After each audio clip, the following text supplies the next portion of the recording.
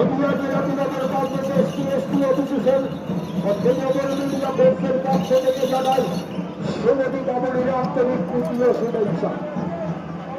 এই মুহূর্তে মহারাজা কৃষ্ণচন্দ্রের রাজবাড়ি প্রদক্ষিণ করে মহারাজা কৃষ্ণচন্দ্র রায়ের রাজপথ ধরে এগিয়ে চলেছে আরেকটি প্রতিমা কৃষ্ণনগরের কৃষ্ণমোহন